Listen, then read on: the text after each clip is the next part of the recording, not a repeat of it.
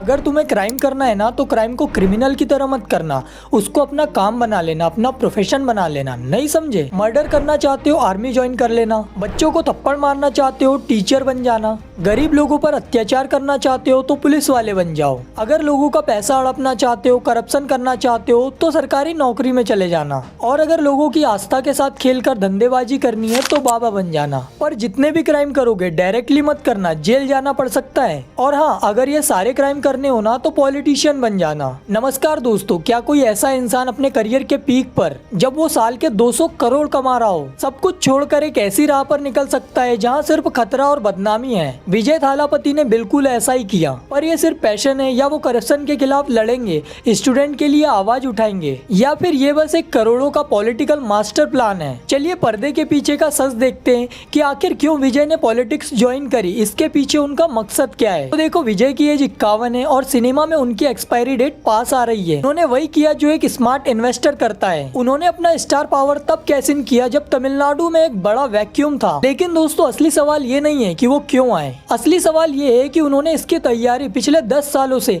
एक silent spy की तरह कैसे करी। चलिए इसे डिटेल में समझते हैं। पहला, सिनेमा बन गया पॉलिटिक्स का शॉर्टकट। विजय ने मसीहा कल्चर को पकड़ा। उन्होंने अपनी पिछली 5 फिल्मों में वही मुद्दे उठाए जो एक आम आदमी फेस करता है, चाहे वो जीएसटी हो, हेल्थ केयर हो या करप्शन। पर क्या सिर्फ फिल्मों से इलेक्शन जीते जा सकते हैं? बिल्कुल नहीं। इसके लिए चाहिए ग्राउंड डाटा, और विजय ने डाटा कैसे निकाला इसको देखकर आपके होश उड़ जाएंगे। जून 2023 से 2024 तक विजय ने तमिलनाडु की सभी 234 कंस्टिट्यूएंसी के स्कूल के टॉपर बच्चों को बुलाकर सम्मानित किया। पहली नजर में ये आपको एक एक्टर का एजुकेशन के प्रति प्रेम दिखेगा, पर दोस्तों यहाँ सवाल उठता है कि वाई ओनली टॉपर्स, और वो भी हर कंस्टिट्यूएंसी से एक एक चुनकर? क्या ये वाकई एक सोशल सर्विस थी या फिर ये एक ऐसी साइलेंट स्पाइंग थी जिसने पूरे इलेक्शन का गेम ही बदल दिया? दोस्तों, एक टॉपर बच्चा अपने पूरे इलाके का हीरो होता है। जब विजय उस बच्चे के साथ फोटो खिंचवाते हैं तो वो सिर्फ एक बच्चे को नहीं बल्कि उस एरिया के सबसे इन्फ्लुएंशियल परिवारों के दिमाग में एक सीड बो देते हैं। ये सोशल सर्विस नहीं है दोस्तों, ये माइक्रो इन्फ्लुएंसर मार्केटिंग है, जिससे उन्होंने हर गली में अपना एक ब्रांड एम्बेसडर खड़ा कर दिया है। इन बच्चों में से कल को कोई आईपीएस बनेगा, कोई डॉक्टर बनेगा, कोई कलेक्टर बनेगा। इन अवार्ड्स के बहाने विजय की टीम ने हर कंस्टिट्यूएंसी के सबसे रेपुटेटेड और क्लीन बैकग्राउंड वाले परिवारों का वेरीफाइड डाटा कलेक्ट किया। Mobile number, address, caste background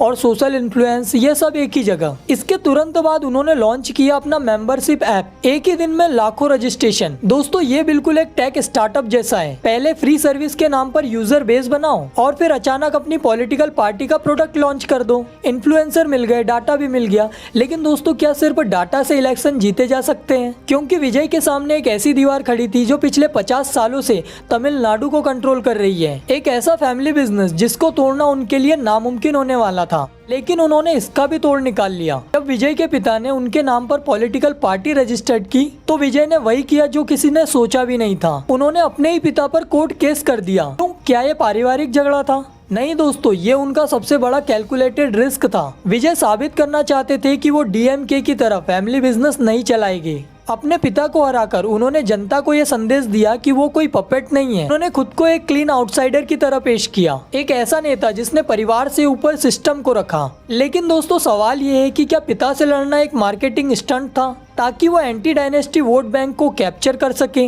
या फिर ये वाकई नए ढंग की पॉलिटिक्स की शुरुआत है? सोचिए इस बारे में। लेकिन दोस्तों, हर बड़ी सक्सेस स्टोरी के पीछे एक डार्क चैप्टर होता है जिसे दबा दिया जाता है। 27 सितंबर 2025 करूर, विजय की एक मैसिव रैली में अचानक भगदड़ मची और 41 लोगों की दर्दनाक मौत हो गई। सीबीआई इन्वेस्टिगेशन में एक बहुत बड़ा शॉकिंग खुलासा हुआ। दोस्तों, विजय को दोपहर 12 बजे पहुंचना था, पर वो पहुंचे शाम के 7 बजे। 7 घंटे से धूप और प्यास से तड़पती भीड़ एक टिकिंग टाइम बॉम्ब बन चुकी थी। और सबसे बड़ा गुना, सिर्फ कैमरा और मैसिव क्राउड दिखाने के लिए लाखों लोगों को एक छोटी सी जगह में ठूसा गया। क्या 41 मासूमों की जान एक सुपरस्टार की पॉलिटिकल इमेज चमकाने की कीमत थी? यहाँ उनका मसीहा वाला मुखौटा उतर गया। क्योंकि दोस्तों, अगर आप एक रैली मैनेज नहीं कर सकते तो आप एक स्टेट कैसे मैनेज करेंगे? एक तरफ टॉपर्स को अवार्ड देना और दूसरे तरफ फैंस का जनाजा निकालना, क्या ये वाकई बदलाव है या सिर्फ एक कोल्ड ब्लडेड बिजनेस स्ट्रेटजी?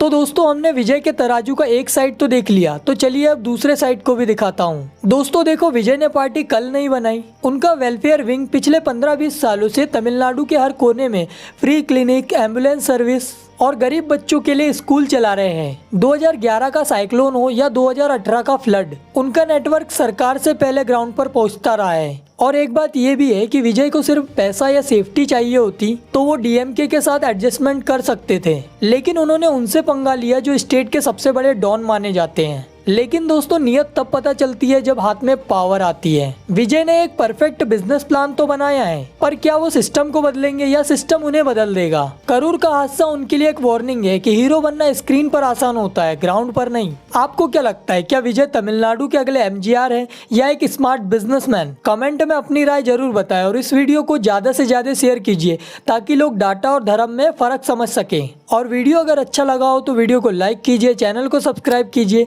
तो चलिए मिलते हैं अगले वीडियो में। धन्यवाद।